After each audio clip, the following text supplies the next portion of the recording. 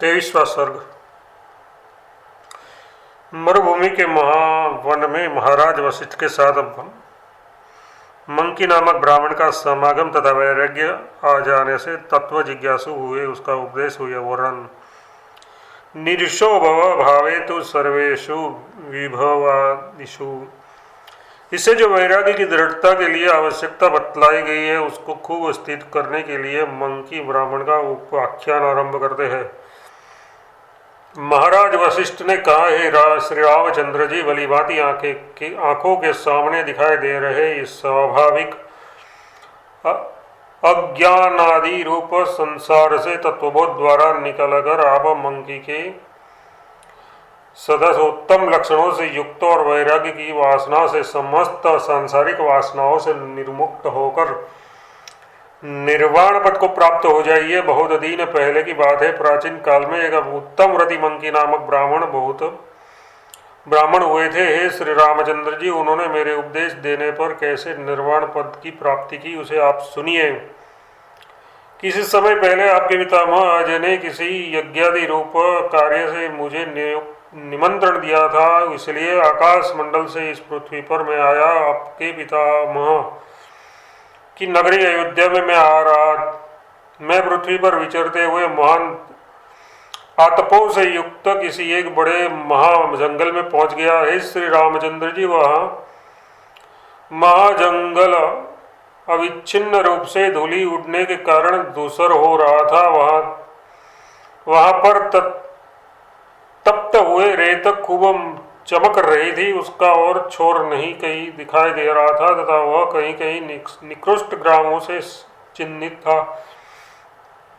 धूलि आदि के उड़ने से अशुद्ध हुए आकाश, झंझावात धूप, मृग तृष्णा के जल और तृप्त हुए पृथ्वी की शांति से शोभायमान विस्तृत शून्य तथा दुर्गम होने के कारण जाने वालों के द्वारा किए गए महान प्रयत्नों से युक्त निर्मल ब्रह्मसत्ता की नाई वह महाजंगल था।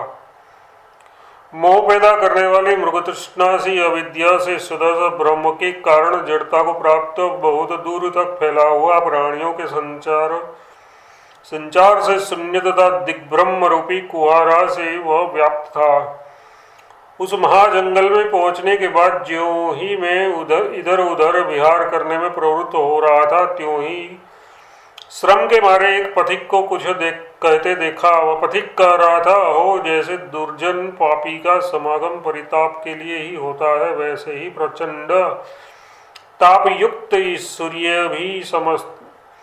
सूर्य भी अत्यंत खेद पहुंचाने के लिए ही उदित हुआ है। सभी अंग एक तरह से गलते जा रहे हैं। इस ताप में मानो अग्नि प्रदीप्त हो रही है तथा संकुचित हो रहे पल्लवों वाली वनराजियां संतप्त हो रही है। इसलिए छोटे से इस अगले गांव में प्रविष्ट होकर कुछ देर तक रहूं। यहीं पर जल्दी थकावट मिटाकर फिर शीघ्रगामी में अपना रास्ता पकड़ लूंगा। ऐसा विचार कर जब वह आगे स्थित किरातों के एक छोटे से गांव में प्रवेश करने की इच्छा कर रहा था, तब तक मैंने उससे यह बात पूछ दी। हे अकिंचन पुरुषों के संचार योग्य मार्ग का परिज्ञान न रखने वाले मरुमार्ग के महाजंगल के पथिक, हे शुभकृते मेरे मित्र, या मेरे दर्शन से सभी दुखों के मूल का क्षय हो जाने के कारण तुम्हारा स्वागत हो। हे निमग्न मार्ग के पथिक, पूर्व के गांवों में अन्नपान आश्रित आदि के लाभ द्वारा कुछ विश्रांति सुख पा जाने पर भी अतिथियों का सत्कार करने वाले पुरुषों से शून्य गांव में रहकर इस मनुष्य देह रूपी देश में आगे चलकर चिरकाल तक विश्रांति नहीं प्राप्त कर सकोगे। पामर जनों के निवास स्थान गांव में विश्रांति सुख नहीं मिलता है। श्री रामचंद्र जी, ये निश्चित है कि नमक का पानी पीने से तृष्णा और बढ़ती जाती है, उससे प्यास नहीं बुझती। ये सब पुलिंद जाति के जंतु लोग जंगली एक छोटे से गांव में रहते हैं, जनपद के स्पंदन से बहुत डरते हैं तथा उटपटांग मार्ग में इधर उधर मृगों की तरह घूमते फिरते हैं। पत्थर की बनी मूर्तियों की नाई वे विचारों में स्फुरित नहीं होते यानी मूढ़ होते हैं, अनुभूतियों में खूब जलते हैं तथा दुराचार से वे कतई नहीं डरते। काम और अर्थ में ही इनका संपूर्ण पौरुष परिनिष्ठ रहता है तथा मुग्ध बुद्धि वे आपात और रमणीय कर्मों में ही रमण किया करते हैं। दोनों कुल की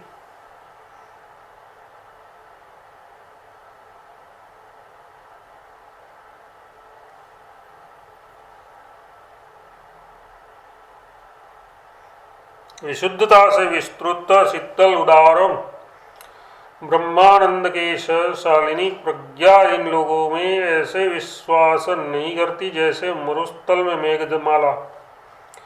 अंधकार वृत्त गुहा में अजगर होना अच्छा है, पत्थर के भीतर कीट होना अच्छा है तथा मरुस्थल में पंगु मुग होना अच्छा है, परंतु ग्रामीण जन का स्वाद अच्छा नहीं है। निमिष मात्र के लिए आस्वाद में मधुर, क्षण भर में ही बिगाड़ कर देने वाले तथा प्राण लेने में सदा तत्पर रहने वाले ये ग्रामीण जन मधु मिश्रित विष्कर्ण के समान है। धूली धूसर तृण पर्ण तथा वन में व्यग्र गांव में होने वाले ये अधार्मिक जनरूपी पवन जीर्ण शीर्ण घरों में संचार करते हैं। हे अनघ श्री रामचंद्र जी, इस तरह मेरे कहने के बाद मेरा आश्रय जानकर ये मेरा अवश्य उद्धार करेंगे, इसलिए मेरे वाक्य से भलीभांति आश्वासन पाकर अमृत रूपी जल से स्नान किए हुए के सदस्य उस मंकी ने मुझसे ये कहा। उस पथिक ने कहा, भगवान आप कौन है? आप पूर्णात्मा आत्मज्ञानी कोई महात्मा प्रतीत हो रहे हैं, क्योंकि आप अनुकूल होकर इस लोक को ऐसे देख रहे हैं जैसे कोई पथिक ग्राम यात्रा को देखता हो। पूर्णात्मा को वही हेतुओं की विवर्त द्वारा प्रकट करते हैं। भगवान, क्या आपने अमृत का पान किया है? आप संपूर्ण लोगों के ईश्वर है अथवा विराट पुरुष है। आप सब अर्थों से रिक्त होते हुए भी परिपूर्ण चंद्रमा की नाय सौंपते हैं। सांसारिक दोष दुखों से शून्य है। निरतिशानंद होने से आप जीवन मुक्तों के गुणों से परिपूर्ण है। देह आदि का कुछ भी अनुसंधान न रहने से आप मद द्रोलित से मंदोदमत के समान है। आप स्थिर से है। समष्टि में अपवाद तथा अध्यारोप दृष्टि से आप सब कुछ होते हुए भी नहीं है, एवं व्यष्टि में अपवाद और अध्यारोप दृष्टि से आप सब कुछ नहीं होते हुए भी सब कुछ ही है।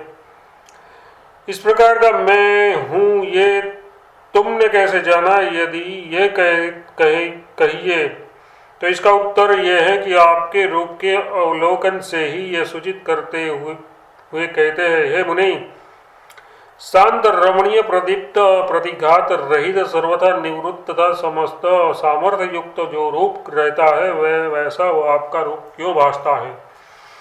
आप पृथ्वी पर स्थित हुए भी समस्त लोक के ऊपर आकाश में स्थित से है। आस्था शून्य रहते हुए भी आप मेरे समान लोगों का उद्धार करने में सघन आस्था से युक्त से मुझे प्रतीत हो रहे हैं। चंद्रमा की नाय विशुद्ध आपका अमृतमय मन चंद्रमा की किरणों की तरह पदार्थों में प्रसुप्त नहीं है और न औषधि वनस्पति सोम घी दूध अन्न आदि पदार्थों के रूप से उपभोग के योग्य है, जिससे नष्ट हो जाएगा।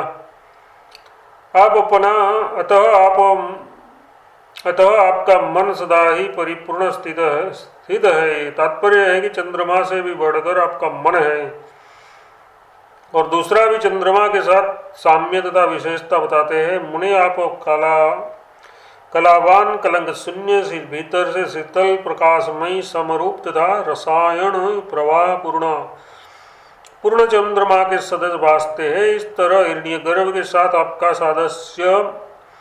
सादृश्य तथा उससे बढ़कर आप में विशेष गुण है। ये कहते हैं, अंकुर में कांड आदि फल परयुक्त स्थित वृक्ष के रूप की नाय है। भगवान, सर्वज्ञता तथा सर्वशक्तिमानता आदि गुणों से संपन्न आपकी आत्मा में ही ये संसार मंडल सृष्टि योग रूप से स्थित मैं देखता हूँ। परंतु इस संसार मंडल की सृष्टि के लिए सत और असद भाव को मैं आपकी इच्छा में ही स्थित जानता हूँ। यदि आप चाहे तो आप अभी संसार की सृष्टि अवश्य कर सकते हैं, परंतु आप चाहते नहीं। बस यही तो आप में हिरण्यगर्भ से बढ़कर एक विशेष गुण है। इस तरह प्रशंसा द्वारा विमुक्त किए गए महाराज वशिष्ठ जी को अपनी वैराग्य आदि साधन संपत्ति से उपदेश योग्यता दर्शाने के लिए अपने गोत्र नाम आदि का बखान करता है। हे महाभाग, में सांडिल्य गोत्र में उत्पन्न मंकी नामधारी ब्राह्मण हो। तीर्थ यात्रा करने की इच्छा से बहुत दूर तक जाकर मैंने अनेक तीर्थों के दर्शन किए। अनंतर अब मैं बहुत देर से अपने घर को जाने के लिए उद्यत हूँ। हे मुनि, इस ब्रह्मांड के उदर में बिजली की चमक के समान क्षणभंगुर भूतों को देखकर विरक्त मन मुझे घर जाने की इच्छा नहीं होती। भगवान, इस दिन के ऊपर दया करके आपका नाम गोत्र आदि कथन पूर्वक ठीक ठीक इसे परिचय दीजिए, क्योंकि महात्माओं के चित्त रूपी सरोवर गंभीर और निर्मल होते रहते हैं। अपने दर्शन से ही मित्र बना लेने वाले आपके सदस्य महात्माओं के सामने सभी प्राणी का कमलों की विनाई विकसित और आश्वासित हो जाती है। कुछ विवेक संपन्न हुआ भी मेरा ये मन अज्ञान जनित प्रबल और संदेह बना रहने से मेरा बिना गुरु उपदेश के सिर्फ एकमात्र अपने विचार कौशल से संसार के ब्रह्म से उत्पन्न दुख को समूल नष्ट करने में समर्थ नहीं है। यह मैंने बार बार मनन करके निश्चय कर लिया। इसलिए पूर्वक वर्णित मेरा उद्धार करने में सामर्थ्य रखने वाले आप रहस्य ज्ञान के अनुकूल उपदेश की अनुकंपाओं से मोहजनित मेरे संशयों का उच्छेद कर दुखनाशक करने योग्य इस मेरे मन को बना दीजिए। महाराज वशिष्ठ ने कहा है, महाबुद्धि, मैं ब्रह्मलोकवासी वशिष्ठ मुनि हूँ। राजश्री अज के याजनादि रूप किसी काम से आ रहा मैं इस मार्ग में उपस्थित हूँ। हे पथिक, विषाद मत करो। तुम मनुष्यों के रास्ते पर अब आ गए हो। लगभग तुम संसार सागर के दूसरे किनारे लग चुके हो। मैं मुनियों के रास्ते पर आ गया हूँ। इसमें कौन सा मेरा परिचायक चिन्ह है? इस पर कहते हैं, ज्ञानाधिकार प्रवृत्ति के भाग्य से हीन मनुष्य की वैराग्य विभव से उदार ऐसी मति उक्ति तथा शांत स्वरूप आकृति नहीं हो सकती। जैसे धीरे धीरे शाणपण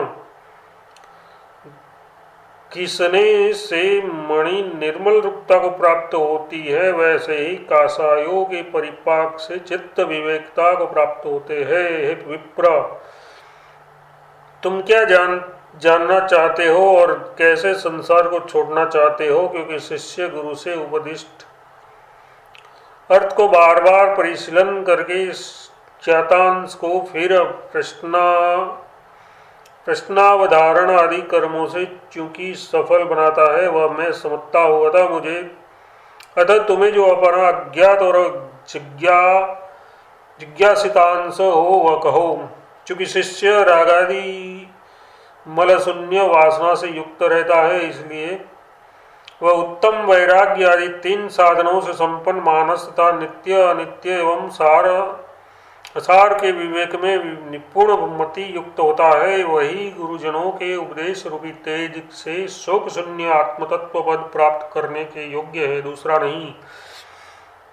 इसलिए जन्मादि संपूर्ण दुखों से तैर जाने की इच्छा युक्त बुद्धि वाले तुमसे संभाषण आदि करके मैंने अच्छी तरह समझ लिया है कि तुम मेरे उपदेश के अधिकारी अवश्य हो। इसलिए मैं तुमसे कहता हूँ, अतः तुम अपना पूर्वोक्त वृत्तांत मुझसे बताओ। 23वां सर्ग समाप्त।